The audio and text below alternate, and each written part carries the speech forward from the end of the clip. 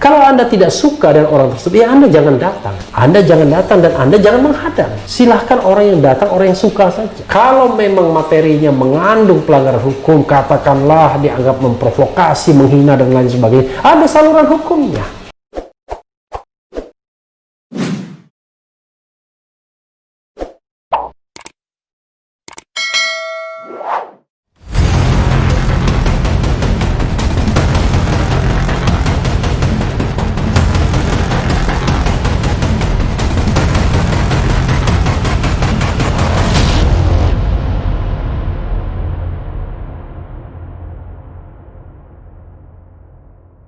Assalamualaikum warahmatullahi wabarakatuh, sobat RH sekalian.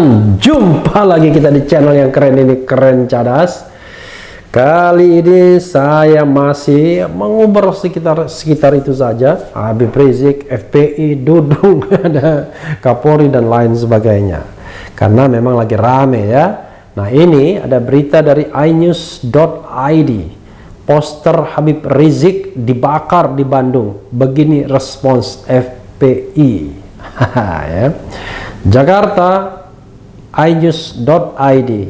Front Pembela Islam FPI angkat bicara mengenai puluhan pemuda yang membakar poster Imam Besar FPI Habib Rizik Syihab di depan gedung DPRD Jawa Barat (Jabar), Jalan Diponegoro, Kota Bandung, Senin 23 November 2020. FPI pun menagih janji pemerintah soal demonstrasi. Kuasa hukum DPP FPI Aziz Yanuar mengatakan melihat demo tersebut berkumpul massa sehingga menimbulkan klaster baru COVID-19. Luar biasa ya. Ya, kita lagi rame nih, katanya corona, katanya jaga jarak. Nah, kita mau nagih janji pemerintah dan kepolisian yang Satgas COVID-19, pegiat kesehatan, pegiat COVID-19, mana suaranya? Kata Aziz saat menanggapi baliho Habib Rizik yang dibakar Senin 23 November 2020. Aziz menilai pembakaran poster Habib Rizik di Bandung seperti ingin mengadu domba masyarakat. Karena itu Aziz menyindir peristiwa itu. Nah, ditunggu nih yang memecah persatuan, mungkin itu respons kami, ucapnya. Menurut dia, FPI menanggapi santai dan tidak peduli peristiwa tersebut, termasuk melanjutkan proses hukum. Pasal itu seharusnya diproses hukum oleh aparat. Cuman kan susah untuk membuktikan itu, tuturnya.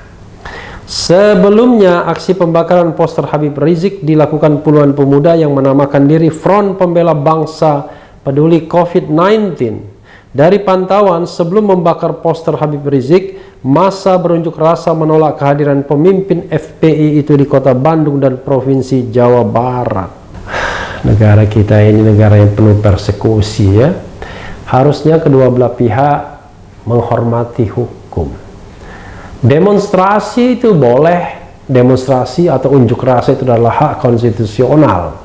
Tetapi tetap dengan memperhatikan kaidah-kaidah berdemonstrasi yang baik. Kalau misalnya ada protokol kesehatan COVID-19, ya itu ditaati. Semua pihak harus menaati.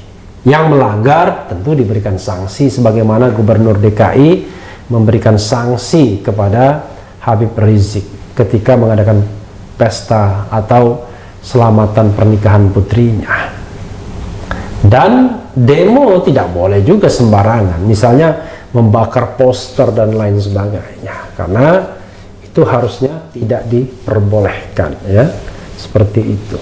Jadi harusnya sobat RH sekalian, kita tetap bisa menjalankan, melaksanakan, melakukan ya, menunaikan, mengapakan lagi ya, hak konstitusional kita ya, hak untuk berserikat dan berkumpul, mengeluarkan pendapat baik secara lisan dan tulisan, tetapi jangan melanggar aturan-aturan yang sudah ditentukan dan juga dilarang melanggar hak orang lain seperti membakar poster. Itu satu sisi. Sisi yang lain yang saya khawatirkan sobat RH sekalian adalah negara ini tidak ada hukumnya. Baik dari pihak FPI maupun Habib Rizik maupun dari pihak penentang FPI dan Habib Rizik itu sama-sama bisa tidak menghormati hukum. Ini yang kita khawatirkan. Jadi negara ini tidak hadir untuk melindungi dan mensejahterakan rakyat, untuk menjaga keamanan. Karena orang yang ingin berkumpul, berserikat, mengeluarkan pendapat itu tidak boleh dilarang. Orang boleh datang dan pergi ke tempat manapun di Negara Kesatuan Republik Indonesia ini. Tidak boleh ada upaya-upaya kelompok masyarakat dengan subjektivitas mengatakan bahwa si X, si B akan memecah belah persatuan kalau datang ke sana. Nggak bisa begitu. Jadi tidak boleh ada persekusi, pelarangan, penghadangan. Ya, saya ingat misalnya deklarasi kami, Koalisi Aksi Menyelamatkan Indonesia, itu dilarang di mana-mana. Tapi kalau kelompok lain yang katakanlah dianggap pro pemerintah, nggak dilarang. Anehnya begitu. Tahun 2018-2019 kita kenal sekali yang namanya deklarasi 2019 ganti presiden. Di mana-mana dipersekusi juga, dilarang juga. Aktivis-aktivisnya juga mendapatkan ancaman-ancaman. Sementara ketika ada kampanye yang sama, yaitu kampanye 2 periode misalnya, nggak dilarang. Padahal antara kampanye ganti presiden dan kampanye 2 periode sama sahnya. Karena 2019 itu ada musim pilpres, di mana pilihannya 2 saja. Kalau tidak Presiden Jokowi diganti karena dia kalah, atau dia 2 periode, dan ternyata 2 periode. Nah, inilah menurut saya kedewasaan berbangsa dan bernegara kita untuk menghormati hak-hak orang lain yang berbeda pendapat. Jadi jangan sampai hanya yang pro penguasa saja yang diperbolehkan. Bahkan diperbolehkan memaki-maki.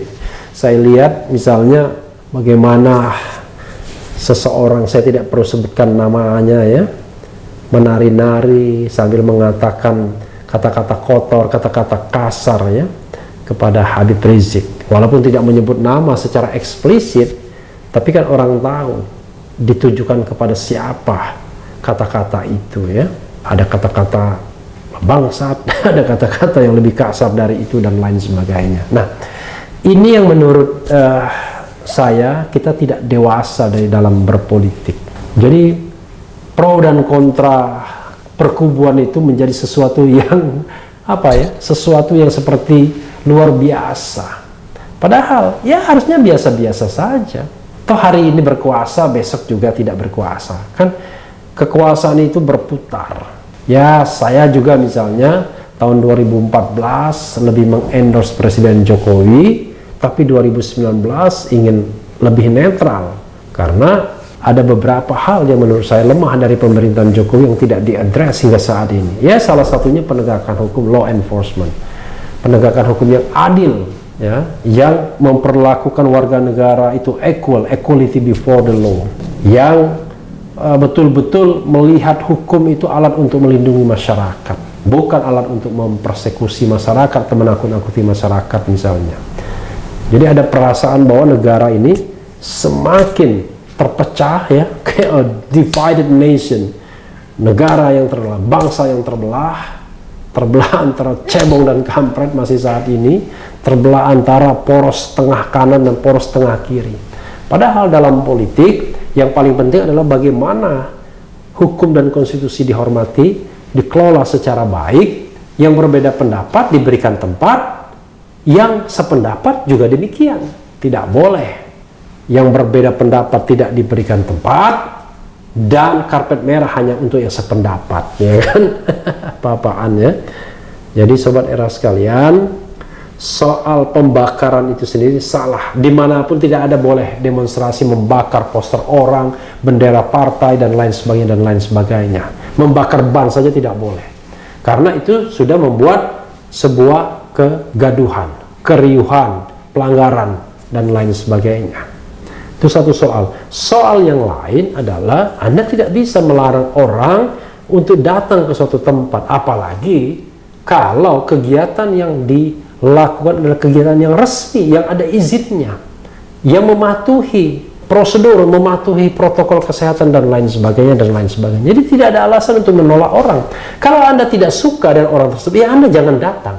Anda jangan datang dan Anda jangan menghadang. Silahkan orang yang datang, orang yang suka saja. Kalau memang materinya mengandung pelanggaran hukum, katakanlah dianggap memprovokasi, menghina dan lain sebagainya, ada saluran hukumnya. Walaupun saya selalu menghimbau, kita harus bisa membedakan secara cerdas mana kritik yang keras, mana kritik yang pedas, dan mana provokasi, penghinaan, ya kan, pencemaran nama baik, dan lain sebagainya, dan lain sebagainya. Karena tidak semua orang kalau mengkritik itu sopan santun, dengan santun. Ada yang mengkritik dengan kata-kata yang sangat kasar dan keras. Tapi dalam alam demokrasi, ya sah-sah saja. Kita nggak boleh jadi orang yang baper. Jadi harapan saya Sobat Era sekalian, ke depan pastilah Habib Rizik dan FPI-nya akan banyak menyambangi tempat-tempat dan undangan-undangan. Mudah-mudahan mereka tidak menjadi kelompok yang dipersekusi di mana-mana. Apalagi yang mempersekusinya ada kelompok-kelompok swasta yang barangkali disponsori oleh pihak-pihak, bahkan pihak negara. Tidak boleh seperti itu. Tapi di sisi lain, FPI dan Habib Rizik juga harus mematuhi segala prosedur dan aturan. Nah, kalau segala prosedur dan aturan itu ditaati, ya tidak ada alasan untuk melarangnya, karena berserikat dan berkumpul itu mengeluarkan pendapat itu adalah hak konstitusional. Ada pembatasan memang, tapi pembatasan itu adalah pembatasan yang tentu reasonable, masuk akal. Ya, hal yang sama mestinya juga terjadi dengan Koalisi Aksi Menyelamatkan Indonesia. Tidak boleh dilarang juga harusnya, sepanjang memenuhi protokol kesehatan. Bukan diintip terjadinya pelanggaran protokol kesehatan lalu kemudian ada kesempatan untuk dibubarkan, bukan begitu. Harusnya pihak panitia dan pihak keamanan aparat itu bekerja sama secara baik, menjaga sama-sama protokol kesehatan dan ditaatinya prosedur, sehingga sebagai bangsa kita aman dan damai. Walaupun berbeda pendapat, kita bisa saling menghargai. Kita bisa dengan santai mendengarkan orang misalnya mengkritik kita, bahkan dalam tanda kutip menghina kita.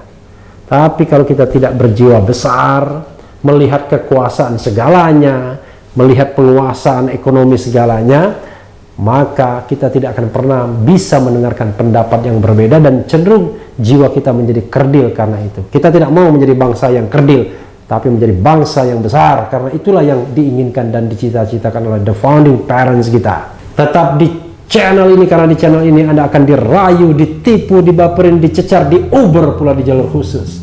Karena channel ini adalah channel yang mengancam, memeras, dan membenci. Jangan lupa subscribe, like, comment, and share.